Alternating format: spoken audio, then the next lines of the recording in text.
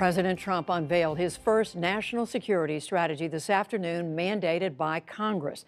The report is an opportunity for Mr. Trump to showcase his view of American priorities and goals in an unstable world. America is coming back, and America is coming back strong. The president used the speech to again put his America First stamp on U.S. foreign and military policy. We do not seek to impose our way of life on anyone, but we will champion the values without apology. We want strong alliances and partnerships based on cooperation and reciprocity. We will make new partnerships with those who share our goals and make common interests into a common cause. The new Trump doctrine focuses on four main themes: protecting the homeland, promoting American prosperity, keeping the peace by showing military strength, and advancing America's influence throughout the world. Mr. Trump has sought warmer ties with Russia's President Vladimir Putin and China's President Xi Jinping.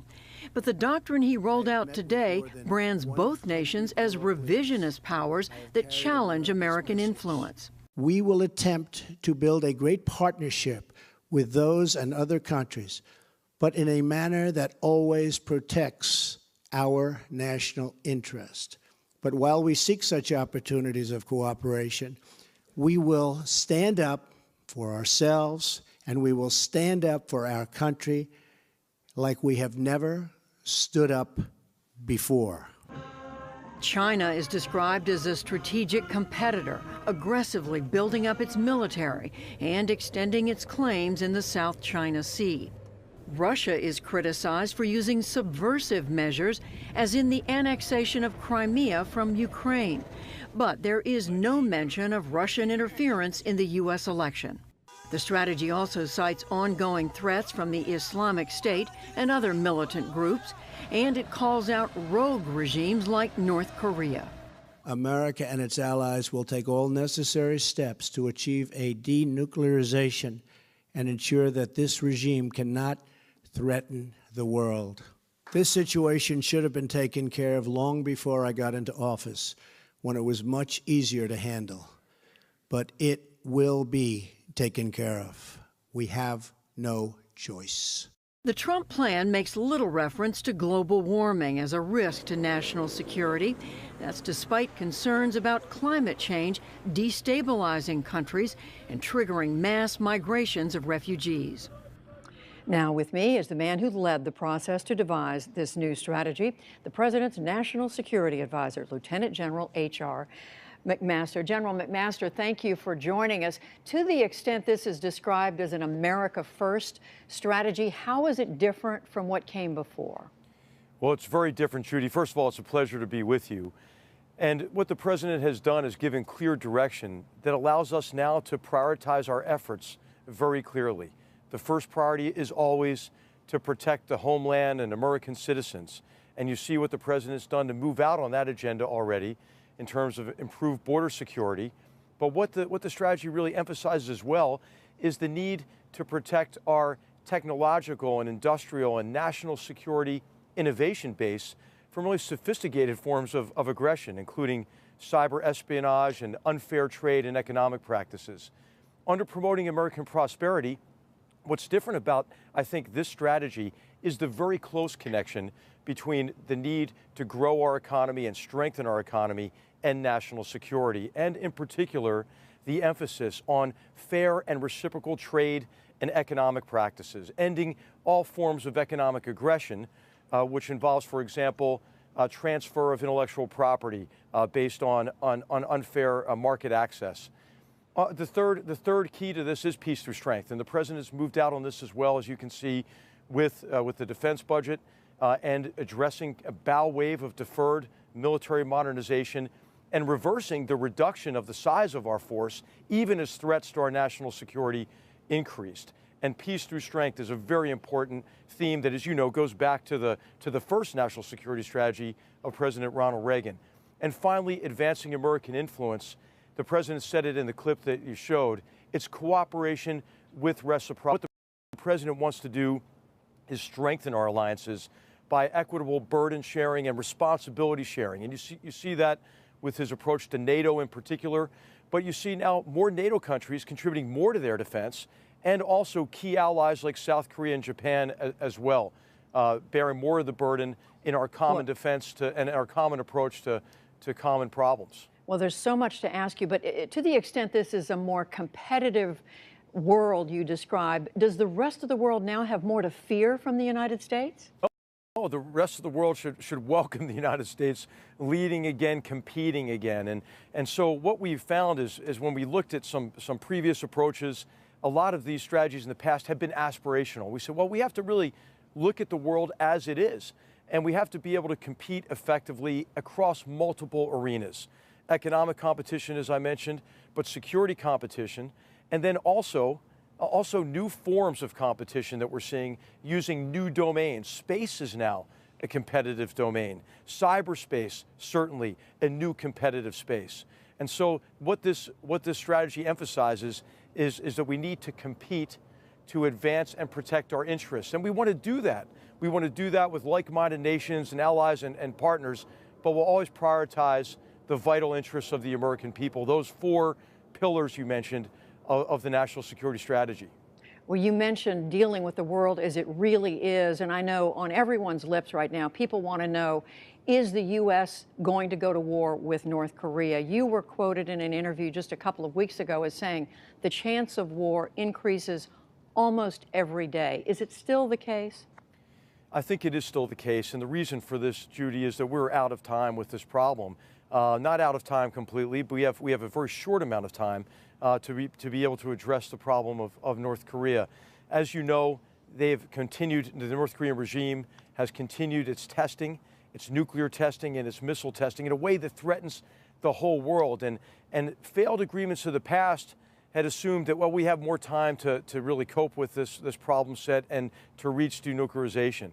So what we really want to do is do everything we can now with everyone across the world, with allies and partners and China and Russia, to take all the diplomatic action, all the economic action we can to convince Kim Jong-un this is a dead end. And the reason why this is so important is because he poses such a grave threat to the world. I mean, this is a regime, the last regime on Earth you would trust with a nuclear weapon, and his intentions likely involve nuclear blackmail as well, and it could lead to the breakdown of the non-proliferation regime in Northeast Asia in a way that could see other countries arming with the most destructive weapons on Earth. It sounds as if from the administration's definition, that North Korea already poses the worst kind of threat to the region, to South Korea, to Japan, to U.S. territories in the Pacific. What more is it that the U.S. is waiting for the North to do if the U.S. is prepared to take a preemptive action? Well, as you know, these are programs that are continuing to develop. The nuclear tests that they have conducted and the missile tests allow them to get better and to begin to perfect this intercontinental long-range ballistic missile capability, and then marry that to a nuclear device in a way that does pose a threat to the entire world. And so what we need to do is act urgently to make sure the regime, first of all, doesn't have the resources it needs to continue this program, as well as to continue to support its military. You can't fire missiles without fuel, for example. And so it's time to not only enforce the existing UN sanctions, but for us to do much, much more. And you've heard the president call on all nations to cut off all trade with North Korea. Make it clear to this regime that unless he denuclearizes, there's no way that North Korea can succeed. But most people, I think, believe that the North Korean leader is not at all prepared to denuclearize. And again, my question is, isn't North Korea already posing an unacceptable threat to the region and the U.S.? And if that's the case, what is the U.S. waiting for? Well, you could argue that North Korea has posed a threat to the region, since 1950.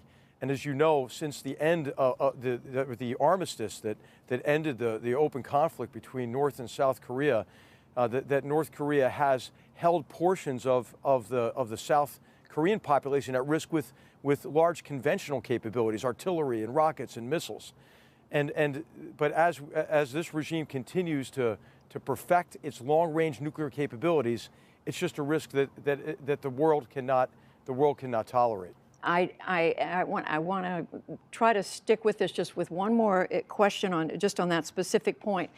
And that is because I have people asking this question in my presence all the time. How does the U.S. know that it could strike North Korea without running the risk of a retaliatory strike on South Korea, Japan, and hundreds of thousands, if not millions, of civilians in that area?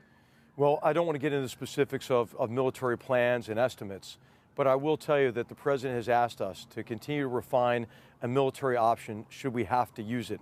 And of course, we're working on that very closely with our very close ally, South Korea, who is the closest to this danger, and with Japan. But what we have to do is everything we can now to resolve this short of war. And the grave danger is not just the direct threat that North Korea poses, any nation, but it's also the threat that's posed by the breakdown of that non-proliferation regime. And we should point out, I mean, everybody should be aware that this regime has never met a weapon that it didn't try to sell. But aren't they already, pardon me, aren't they already able, though, to sell, to proliferate what they've already developed? Well, this is why we have to move out with a high degree of urgency. And as you know, this is a regime that has very destructive chemical weapons, that used a banned nerve agent to murder his brother in a public airport in Malaysia. So this is a regime that is dangerous on a number of levels.